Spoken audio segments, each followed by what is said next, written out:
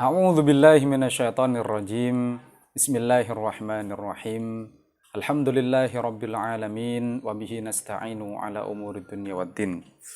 Assalatu wassalamu ala nabiyyina Muhammadin sallallahu alaihi wasallam wa ala alihi wa ashabihi ajma'in wa man tabi'ahum bi ihsanin ila yaumiddin.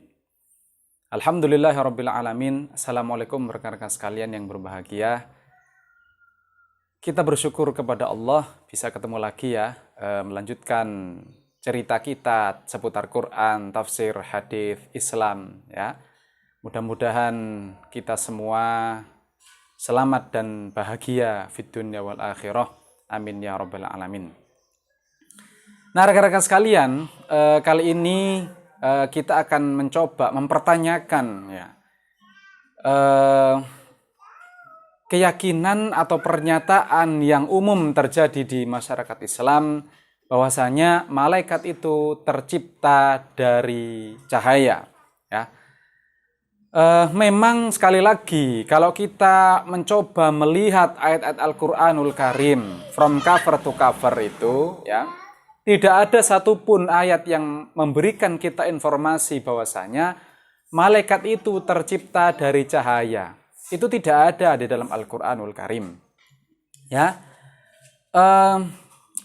Kalau kita mempertanyakan dari mana asal pernyataan bahwasanya malaikat itu tercipta dari cahaya, itu ternyata adanya di hadis ya, di Sahih Muslim ya, orang Iran yang wafat di Iran tahun 261 Hijrah.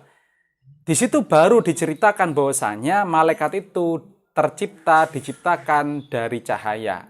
Khuliqatil malaikatu min nur ya. Malaikat itu diciptakan dari cahaya. Nah, sekali lagi hadis ini ya, kita harus ekstra hati-hati dan ekstra waspada ketika kita itu mengutip hadis. Ya, sekali lagi, orang yang hati-hati tasyaddud di dalam meriwayatkan hadis, itu orang yang justru hati-hati dan sedikit meriwayatkan hadis. Ya, itu yang disebut dengan hati-hati. Ya, justru ibaratkan sepeda itu tidak ada remnya, alias rim blong. Kalau orang itu gampangan atau mudah meriwayatkan hadis. Ya. Nah, rekan-rekan sekalian, tentu saja kalau dikatakan malaikat itu tercipta dari nur, dari cahaya, ya, tentu saja ini lantas menjadi sesuatu yang tidak perlu diimani, tidak menjadi sesuatu yang pantas diimani, karena dia terbuat dari cahaya. Ya, cahaya itu menurut fisika adalah dia adalah energi yang berbentuk gelombang elektromagnetik yang kasat mata gitu. Jadi dia adalah energi kasat mata tanpa oleh mata. Fisika akhirnya kalau dia disebutkan dari nur, dari cahaya. Ya. Seperti halnya jin, seperti halnya iblis, dia tidak perlu diimani, tidak ada informasi dalam Al-Qur'an untuk mengimani itu. Kenapa? Karena bahan dasarnya jelas dari api, dan api itu adalah hal fisika yang bisa diketahui dan dipelajari oleh ilmu pengetahuan. Lah, malaikat ini oleh Al-Qur'an diperintahkan untuk mengimaninya. Aminu, jelas itu. Ya. Allah, kitab-kitabnya, malaikat, rasul-rasulnya, dan hari kiamat atau hari yang terakhir, hancurnya alam semesta. Ya. Ya, itu disuruh mengimani. Kenapa? Karena materialnya malaikat itu memang tidak diceritakan oleh Allah di dalam Al-Qur'an. Ya. Dia adalah sesuatu yang itu memang metafisika, gaib, yang memang keberadaan yang gaib itu menuntut kita untuk beriman, menuntut akal kita untuk beriman, mengimaninya. Ya.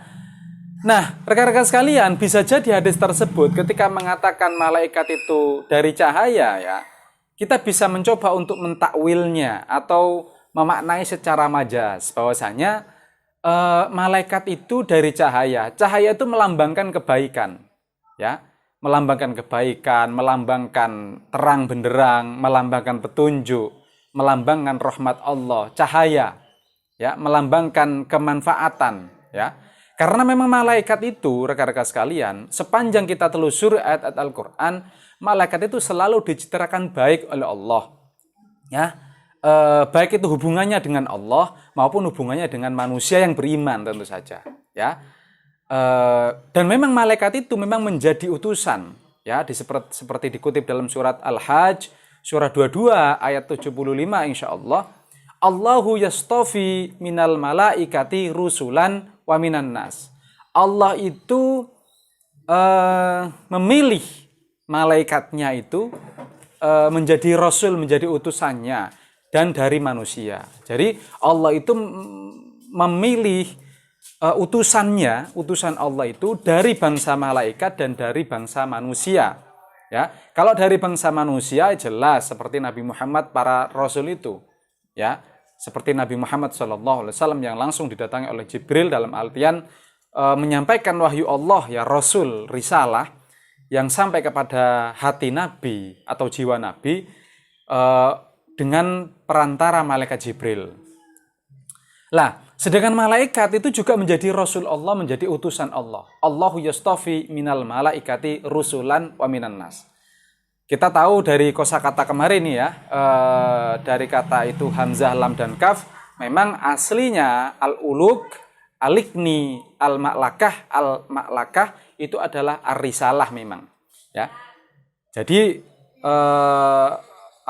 malaikat sendiri itu juga bisa berfungsi atau berperan sebagai utusan Allah.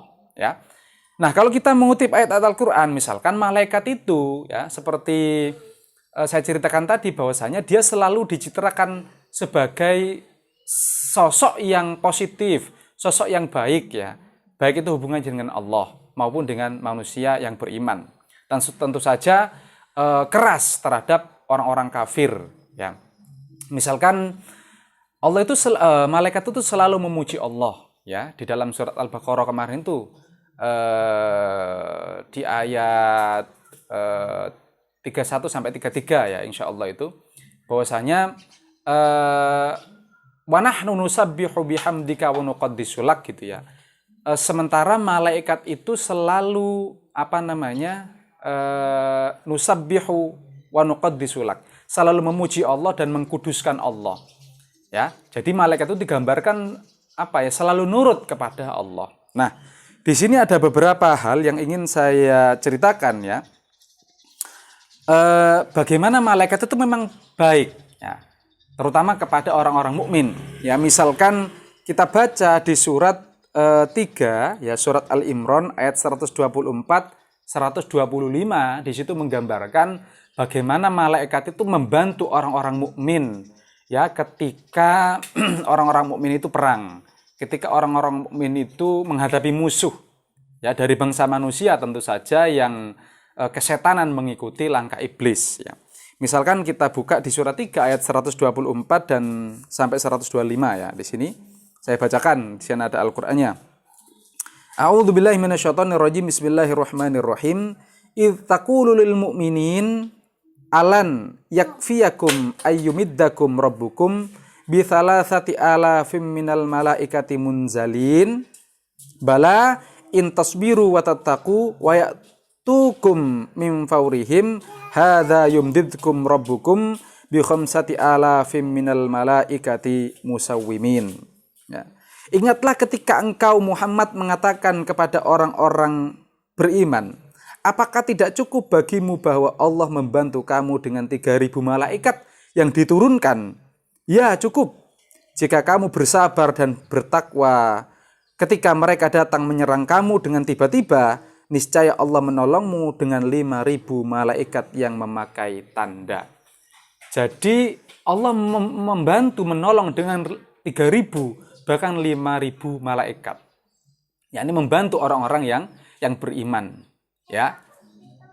Jadi malaikat itu memang semacam asisten atau partner orang-orang yang beriman di kehidupan dunia dan di kehidupan akhirat. Misalkan kalau kita kutip surat Fussilat surat 41 ya, ini ayat yang sangat terkenal ya. Ayat 30 surat 41 ayat 30 sampai 31 ya. Surat 41 ayat 30 sampai 31. Coba kita buka ayatnya.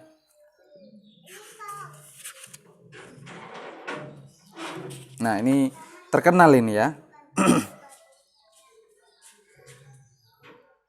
Nah, ini.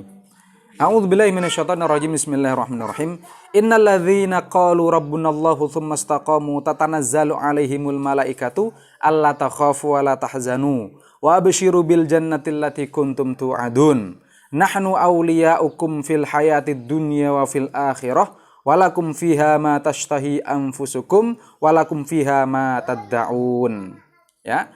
Di sini jelas ya, sesungguhnya orang-orang yang mengatakan Tuhan kami adalah Allah, ya, kemudian mereka istiqomah, komitmen dan konsisten dengan keimanannya itu, maka malaikat akan turun kepada mereka seraya mengatakan alla takhafu, jangan takut, wala tahzanu, jangan sedih, wa absyiru bil jannati allati kuntum tu'adun, dan berbahagia dengan surga, dengan jannah yang dijanjikan kepada kalian. Seterusnya malaikat mengatakan, nahnu awliya'ukum fil hayatid dunya wal akhirah, kamilah partnermu, teamworkmu, ya, kamilah bodyguardmu, ya, asistenmu, penolongmu di dalam kehidupan dunia dan kehidupan akhirat. Ya, jadi jelas di sini rekan-rekan sekalian, malaikat itu selalu support kepada orang-orang yang beriman, kepada orang-orang yang komitmen, konsisten terhadap keimanannya itu, ya, orang-orang yang soleh gitu ya. Jadi dimotivasi oleh malaikat itu, tentu saja malaikat tidak turun menjelma langsung dep-depan gitu, tidak, ya. Tetapi ada rasa gitu, ada keyakinan memang malaikat itu memotivasi orang-orang yang beriman itu, ya, diminta untuk tidak takut dan tidak bersedih, karena malaikat adalah bodyguard mereka, ya.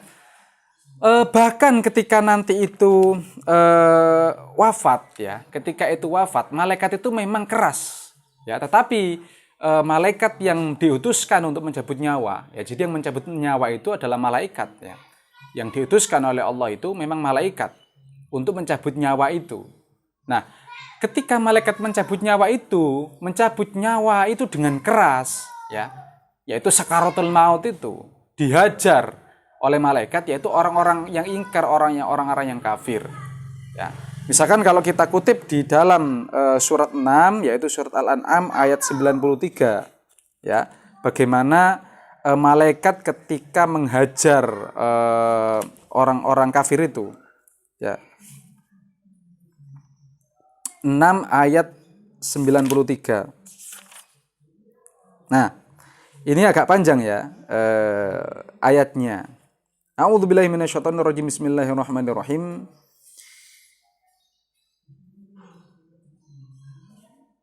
Sembilan puluh tiga, ya. Nah, kutipan ini. Walau taro idz zalimuna fi ghamaratil maut wal malaikatu basitu aidihim akhriju anfusakum al yauma tujzauna adzabal hun bima kuntum taqulun 'alallahi ghairal haqq wa kuntum an ayatihi tastakbirun. Ya.